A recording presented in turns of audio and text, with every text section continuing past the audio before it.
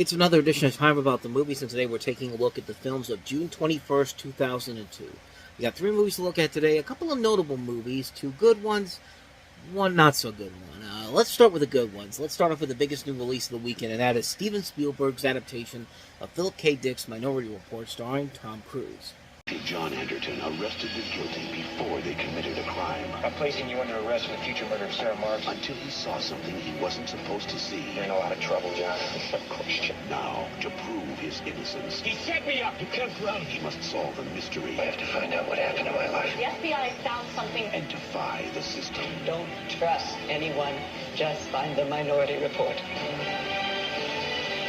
Minority Report, rated PG-13, Friday. Minority Report is set primarily in Washington, D.C. and Northern Virginia in the year 2054, where pre-crime, a specialized police department apprehends criminals based on foreknowledge provided by three psychics known as precogs. The cast includes Tom Cruise as the chief of pre-crime, along with Colin Farrell as a deputy of justice agent, Samantha Morton, Max von Sydow, and combines elements of tech-noir, whodunit, thriller, and science fiction genres, as well as a traditional chase film, as the main protagonist, played by Tom Cruise, is accused of a crime he has not committed, and essentially becomes a fugitive. And for Steven Spielberg, this was a nice return to form for him after AI, Artificial Intelligence, was not the movie that I think he wanted it to be. I mean, you have a collaboration with him and Stanley Kubrick, the late Stanley Kubrick, and it turned into a movie that was very much an underwhelming film, but this film in particular, for the most part, really does work. It's very stylized. It's very visually impressive to look at. It has a stellar cast led by Cruise, and Steven Spielberg really shows his ambitions as a director here. I mean, it's a really good, well-made film overall.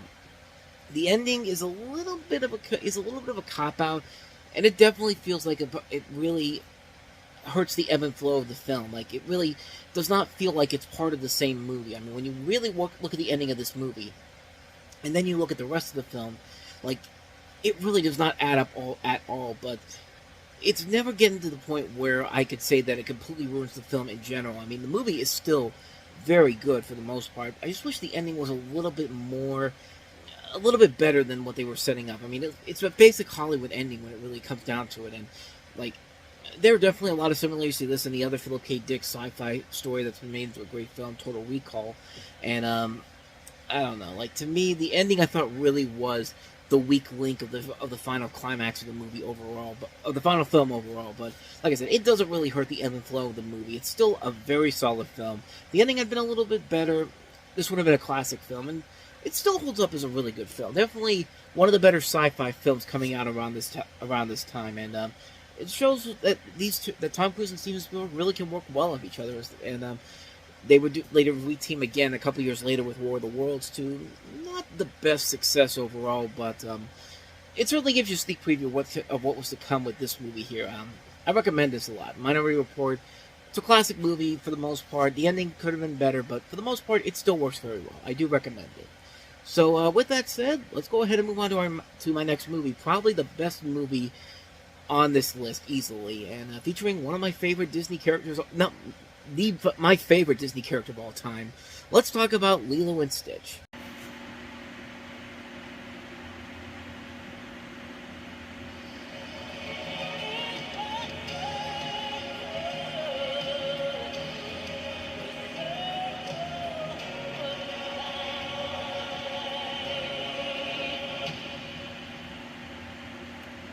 Hey, that's not Simba.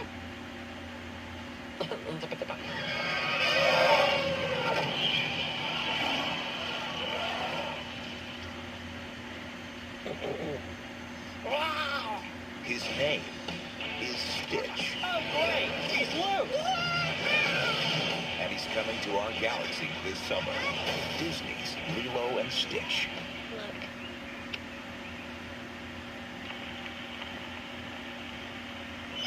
You ain't nothing but a hound dog. You ain't never caught a rabbit. You ain't no Coming to theaters this summer. First of all, let's talk about that marketing campaign. I mean, we just talked about in the last episode how Scooby-Doo had a brilliant teaser trailer, and one of the greatest teaser trailers of all time. But man, if you want to talk about one of the greatest marketing campaigns of all time, Disney went all in on Lilo and Stitch. I mean, having him show up randomly throughout classic Disney movies, the second renaissance of Disney animation. I mean, that was one of the greatest marketing campaigns of all time. I mean, see for yourself.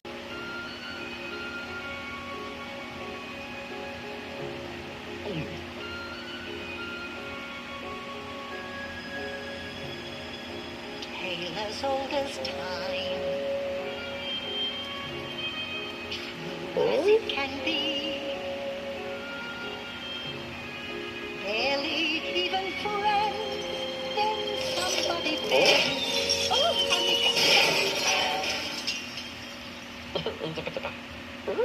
I'll be in my room. Get your own movie. A new world, a dazzling place I never knew. But when I get here, it's crystal clear that now. Oh, Bobby. Oh, Bobby.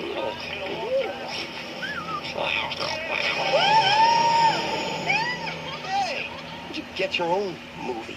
I don't know when, I don't know how, but I know something's starting right now. What changes?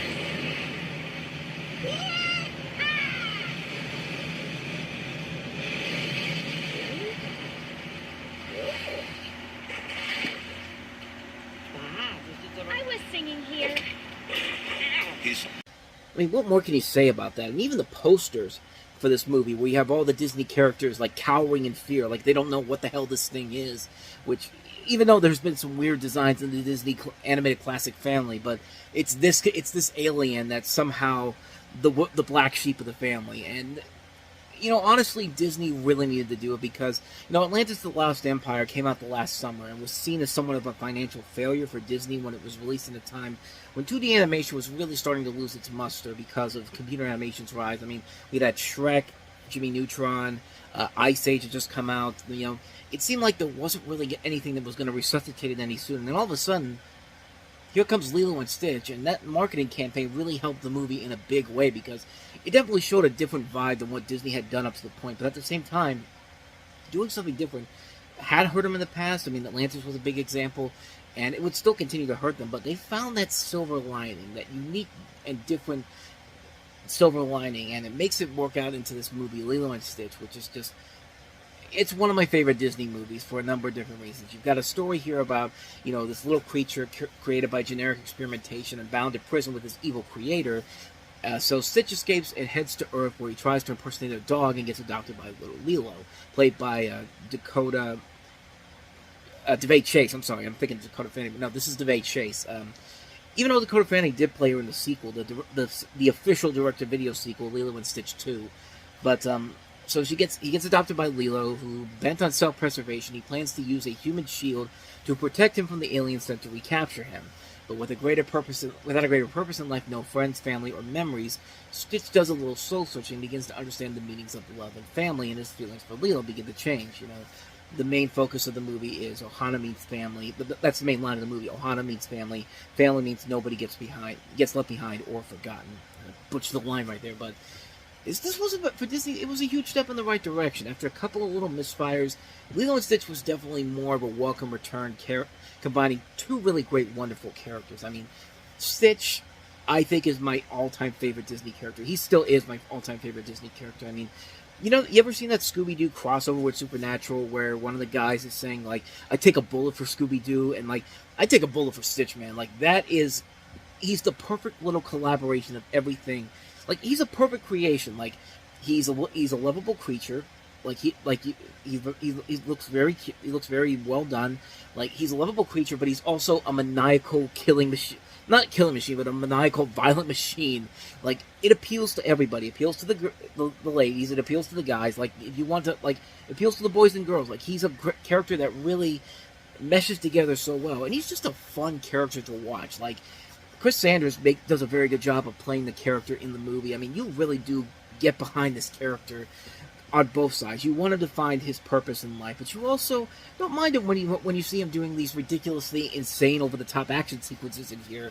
And it's hard not to love this little guy. He's still my favorite Disney character of all time, and you got a really solid story here. A lot of good relationships, not just between Lilo and Stitch, but also Lilo and his sister, who are trying to, it's a great movie where it shows the love and family between the two of them, because they lost their parents, and the older sister is trying to be kind of a motherly figure to her, but their relationship really is not that easy to put together, and the movie does a very good job of handling that. I think Devay Chase and Tia Carrera do a very good job of creating that nice little chemistry there. There's even some good chemistry between the two aliens, Jumba and Gantu. No. I'm getting all these things names screwed up here. Jumba and Pleakley, good lord, played by David Ogden Stiers and Kevin McDonald. Good lord, I'm getting all these names screwed up here, but I like their chemistry as they're trying to bring Stitch back to justice. David Ogden Stiers and Kevin McDonald, I think they're very good. The one person I was trying to talk about before, Gantu, the villain, played by Kevin Michael Richardson. I mean, the design is cool. That voice for Kevin Michael Richardson just fits that character so well. He's a fun villain. Like, he's a fun bad guy. Like not the typical Disney bad guy, but like a bad guy that, like, you can kind of get behind him too, because he is trying to do something legit. He is trying to essentially, he's trying to do his job. Like, he's supposed to go.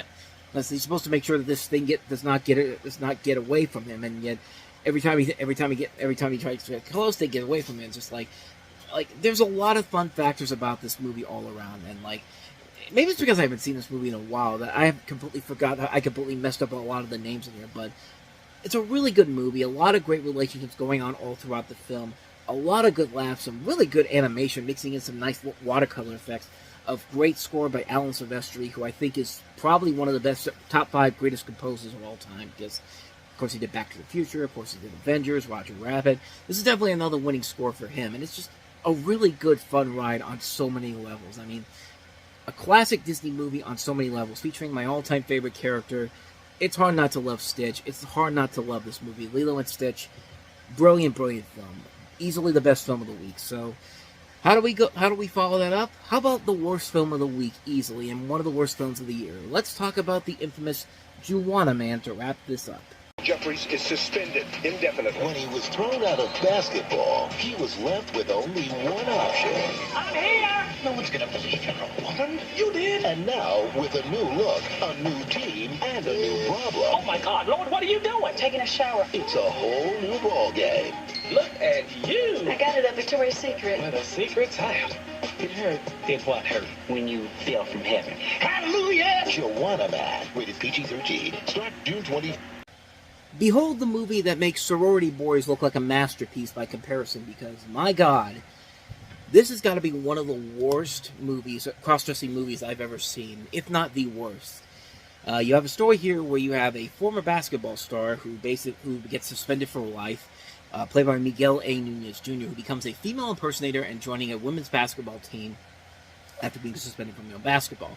In addition to him, you've got Vivica A. Fox, Kevin Pollak, Talmud Davidson, Kim Wayans, Lil Kim, just a lot of good people in this movie.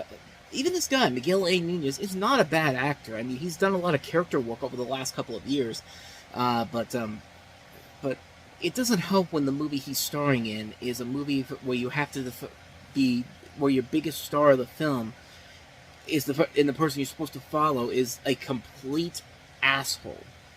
A complete sexist asshole. I mean, my God.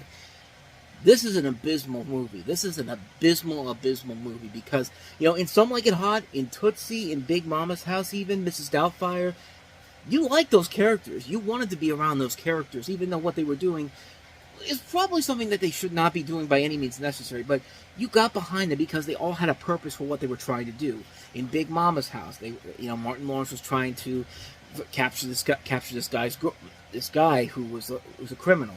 In Mrs. Doubtfire, he wanted to see his kids, but he couldn't do it as